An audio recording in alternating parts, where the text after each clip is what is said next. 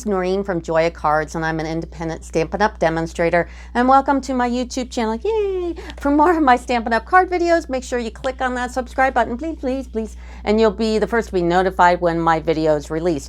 Also, I give away the demo card. So if you are a first-time subscriber, put in my comments your email address and say I love your card, and I will email you and get you out the card if you're the first one. So let's start. This is my Prettiest birthday card. Like, I'm going to actually do a card where we're going to do a coloring technique. This one was really kind of interesting. This set to me was really hard. Some sets just talk to you and some don't, and this one didn't. So when I come across that, I force myself to make a few cards. So this is the first one I came up with, and I'm using the Playing with Patterns DS paper. I just stamped the banner and the sentiment, and I put them all up on dimensionals, and I just stamped the inside. This is pretty basic. Wasn't too thrilled about that one. My second one, though, came out really pretty, and I'm using the Flower and Field DS paper, the red cherry cobbler, the red ribbon, some basic black, and I think with this set, it's more of a layering kind of card, and I generally don't kind of work that way. I kind of like landscapes and kind of things like that. So that's probably why I struggle with cards that don't give you a lot just coming out of the package. And then here's the inside. I just die cut these and stamped them. So this one I'm going to do in my card class. In fact, on March 6th, I'm having a card class. Sally, Ruth, Therese, and Carolyn are coming, and they all bought this set. So they've got all their sets here, and we're going to work on them. But I think I'll change the inside, and we're going to be doing this card. The third card turned out really nice. This one, really, it's the coloring. And here's the thing about coloring. When you color, you got to figure out what's going to work best. Are you going to use aqua painters? Are you going to use a dauber? Are you going to use the blending brush there? Are you going to use the watercolor brush here? Are you going to use a sponge? Are you going to use the blended pen? Are you going to take the light rich razzleberry? These put highlight in your Stampin' Blends and Stampin' Blends and Stampin' Write Markers, and it's like and you know, every stamp is different. It just kind of depends on what worked the best. And what worked the best here was my Stampin' Blends and the yellow for the Stampin' Write. So let's go ahead and start. First thing you're going to need is Magenta Madness 5.5 by 4 1/4, and a basic black, and the basic black is be 5 1/4 by 4, and you can go ahead and just snail that up and just place it on here because that's really easy. And then the next thing we're going to do are the berries. So what you need to grab is your Stamparatus. This is a big stamp. It's got a lot of detail, and getting it perfect on your first shot might not be the thing that's going to actually happen. So we're going to put it in the Stamparatus, and then grab your box and put it under the Stamparatus plate here, and then grab StazOn. The reason why we're doing StazOn instead of Memento is because it bleeds less.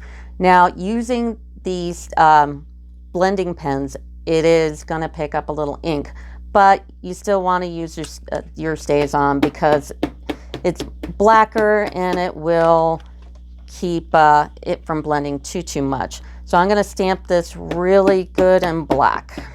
Once you've stamped that to a good dark black color, turn it around and do it again because we're going to need 2 of these. So I flipped it around. I'm going to StazOn it up, and we'll get going.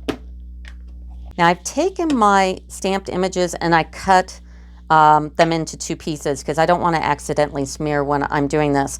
Now, even though it stays on and it dries pretty quick, still I'm an expert in smearing. So I'm just going to take my heat gun, let it warm up a little bit, and just kind of give it a little extra dry because I'm always smearing or wearing my ink. So let's dry her up. I was telling you that I went through all kinds of different stages of what to do with these berries because some things just do better on different kind of techniques. And there's really, in my mind, there are 2 different kinds of stamps. one that are kind of cartoonish and one that are realistic. These are kind of cartoonish, so I don't have to worry about highlighting too much, even though I totally do it.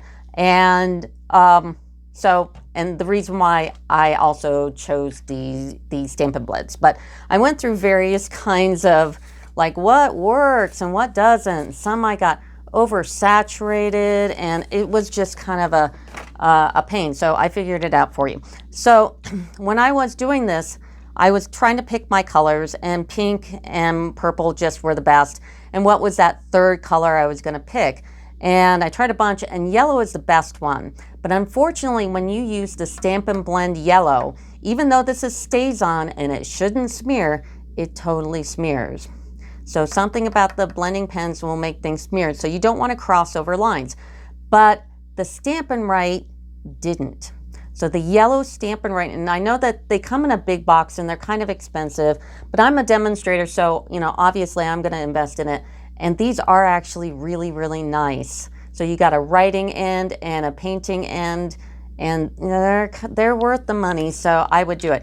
But the first thing you have to do is the yellow first. Yellow first. So get if you happen to have a yellow Stampin' Write, use it. So I'm going to use this on all the tiny little flowers in here. So I'm going to color, and then we'll do the next step. So I colored the two pieces here, all the little flowers in Daffodil Delight.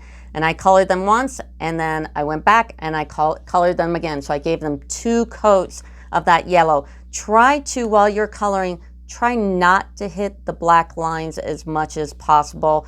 But this did so much better than the Stampin' Blend because it didn't smear. So now we're going to go ahead and we've got Highland Heather and Magenta Madness. So we're going to start with our Highland Heather, and we're going to do the light first and use the painty end. And I'm going to follow my same scheme. You can do whatever scheme you like, but what I'm going to do is I'm going to start with a full layer of the light Highland Heather. Do not, or try not to touch the black lines. Even though it stays on, it will pick it up. So very slowly and meticulously color it in. So do like the edge and then fill in the middle without hitting the black line. Also leave the little highlight spot in the berry just white. So go ahead and edge around, and very carefully, just, this is just something, relax, meditate while you're doing it, do some yoga, you just relax and take it slow, and you'll get a nicer result. So I'm going to do both of these in the first coat, and now I'll be back. Now that you've laid down that light Highland Heather, you're going to take your dark Highland Heather, and what you're going to do is go over the edge of each berry that hits something. So like this hits these 2 berries, so I'm just going to put a dark line there. This berry hits around this flower, and all we're doing is making like a shadow. It also hits this berry here and this berry here. Now, Highland Heather is a little forgiving. There's not like a massive difference between the light and the dark. So unlike the magenta, which we're going to be using here in a moment, this isn't so bad. So we're going to edge all of these berries here on both cards, and then we'll go to the next step. Now that we've done the dark Highland Heather just on the edges, so I hit here along this berry here and up and around and over and through. Anytime that it hits something, I edged it. In fact, I even like missed one right here. So I'm just doing this edge around the flower, around the highlight here, and up to there. So you're just doing what you're touching. Now you're going to take your light Highland Heather again, and we're going to just cover the whole berry again and kind of blend that dark into the light. Now this color works differently. I was telling you about Magenta Madness, that we're going to have to do something different to that particular color because the light and the dark are so different. So we're just kind of taking it and kind of blending out that dark into the light using the light Highland Heather. And like you did originally, try to take it kind of slow, except, you know, as long as you got the edge done, and then you could take the middle fast, but you don't want to go too fast. Just be really patient when especially you're doing the outside line. So I'm filling in that whole berry, plus trying to get those two colors to blend. So you've got that. If you want to even go over it just a little bit more and just darken up the dark spots, then just, you know, touch it up. Then go ahead and just take your dark Highland Heather and just go over a little bit more. Now you've got your purple berries done. You want to use your Magenta Madness in the light and do the same thing on all the other berries. Now, the light Magenta Madness drinks in, like, it looks pretty dark right here, but you'll see by the time I'm done, it lightens up big time. So we're going to end up putting 2 coats of this on. So do both cards, and then I'll stop and I'll show you where I am going to do it again. So you got your first layer of the light Magenta Madness. Now you want to do it again. This color is so light. If you put that dark on, it won't blend. It'll look pretty awful. You'll get like different lines, and yeah, it's terrible. Also, take it really, really super slow. This light magenta, if it hits a black line, it will discolor your pen. If you get a little discolorment on your pen, take a piece of scratch paper and get it off. And then just, when I'm coloring like this, I am literally barely touching the paper. So barely touch it and go super slow and put another coat on top. So I'm going to do both cards and we'll go to the next one. Now that you put 2 layers of the light Magenta Madness on, now you're going to do the highlight here. So you're going to grab the dark Magenta Madness and make the shadow. So take the painty end of the Stampin' Blend and literally just touch the tip to the paper and go super, super slow and make your little highlights here. So I'm going to do the same thing. Anytime that the berry touches something, I'm going to put this little bit of Magenta Madness around it, just a little bit. And especially if, like, I'm here and there's like a little V, definitely get that V and fill the whole V part in. And then come down, oh, I've got another V, so I'm going to fill that in and go around. Try not to touch any other colors. So I'm going to do this and I'll be right back. Now I'm going to go back to my light Magenta Madness and do the same thing like we did with the purple. Go over the light and the dark and blend them together. If you pick up some ink, wipe it off on a scratch piece of paper. So don't try not to get anything into your pink here. So I'm going to just kind of blend these 2 in, which makes the berry a little darker, which is fine. And just do it on both. Now we're going to go back to the dark and make it just a little darker. And this will be the last layer. So just give it that little shadow, touching all the other items, and then we'll be done with the berries. Now to the leaves, and what we're going to do is use our light and dark Old Olive, and these leaves are split up into 2. So on my light Old Olive, I'm going to color, and I'm going to use the actual pointy end because these are pretty skinny. So I'm going to color in one side of it and leave the other side light or white, because we're going to do the dark on that one. So I'm going to do that and I'll be right back. That's what it looks like with half of the leaf colored. And now I'm going to take my dark Old Olive and do the other side. Now your berries are done. So we're going to grab the coordinating die and line it up and tape it. And I'm using my gentle frog tape here. And when you tape something like this on, because there's so much ink and coloring, try not to tape into your piece. Try to tape to the outside of the paper. So I'm going to die cut these 2.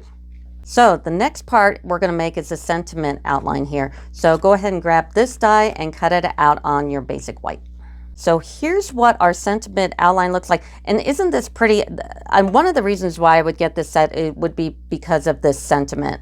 So this is awesome for all kinds of cards. So we're going to grab the stamp from the stamp set. And some people stamp and then cut, and then some people cut and then stamp.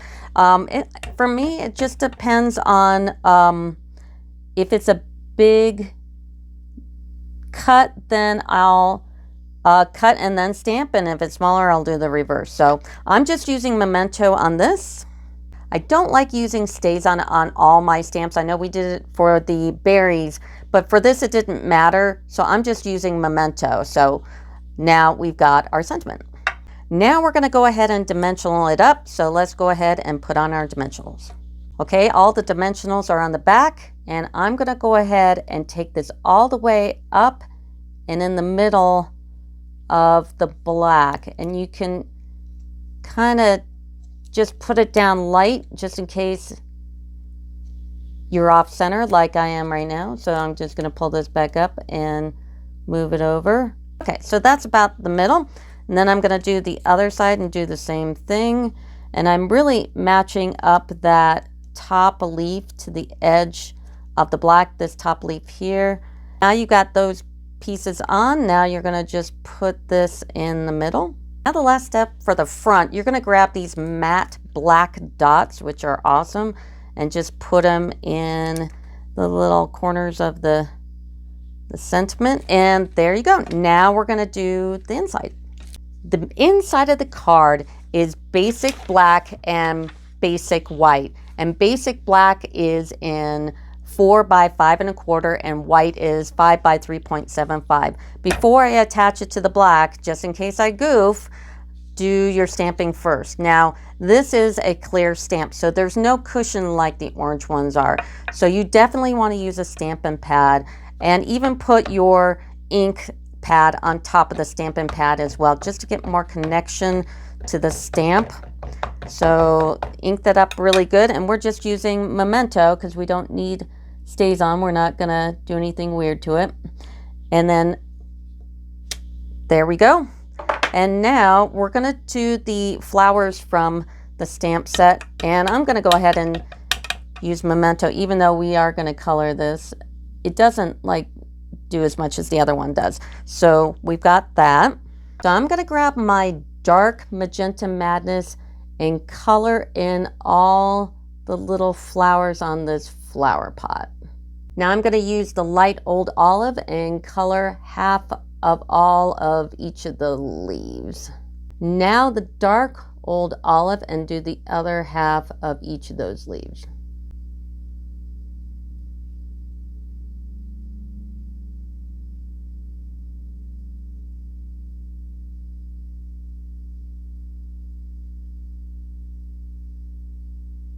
Now I'm going to do the pot in light Highland Heather. I'm going to do the whole pot, and then we're going to go and just do a little highlight around the edge in dark Highland Heather. Now we did the light. Now we're going to do the dark Highland Heather, and I'm just going to do it on the left edge and around the little bottom here, and that's all I'm going to give it. And really the last part is just nailing it onto the card. So that is the card. If you are a first-time subscriber, if you put your email in the comment and say, oh, I like the card, I will email you back and let you know if you've won the demo card. I'll just get your address and stick it in the mail. But that is it. And so super pretty, easy, kind of just a lot of coloring card. So that'll do it for me. Thanks. Bye.